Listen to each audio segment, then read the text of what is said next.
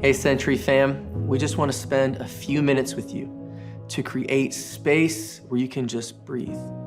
Focus your affections on Jesus and leave this video loving him more. So let's first spend a few minutes talking about the truth about Jesus. And then we encourage you to spend a few minutes journaling, praying, or meditating on these truths with some instrumental music that we've made for you that you'll find at the end of our time in the Word. Now, I can't wait. One day we will be forever fully in the presence of God, the God that we have been running after our whole lives. Can you just imagine that moment? Either when we walk through death's doorway or when Jesus returns and we see him face to face. I can't wait, but I will. For to live is Christ and to die is gain, as Paul reminds us. We long for heaven, but we walk in the steps ordained for us until that day. Now, the presence of God is something we experience now in part, but we will one day gloriously experience in full with the family of believers. Just listen to how David describes the presence of God in Psalm 16:11. He says, "You make known to me the path of life, and in your presence there is fullness of joy. At your right hand are pleasures forevermore." Now, the presence of God leads to fullness of joy.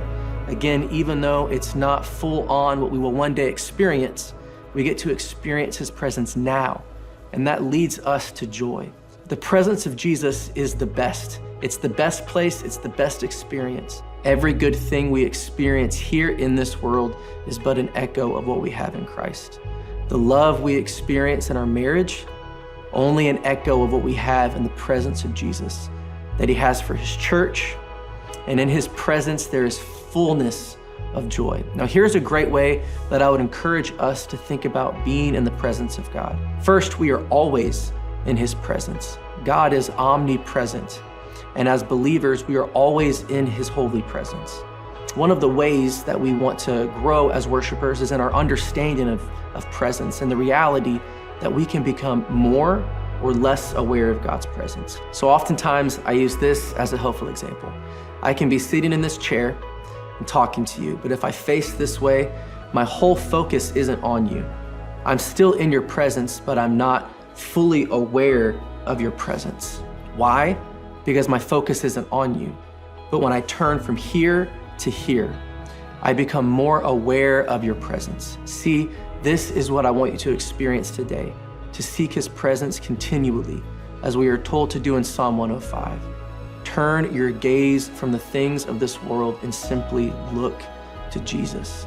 Now take a moment, and as the song plays, spend some time praying, meditating, and seek his presence. All that he has for you is good. So in his presence, surrender afresh your life to the one who is the King of Kings. Make your heart his home, and in his presence you will find fullness of joy.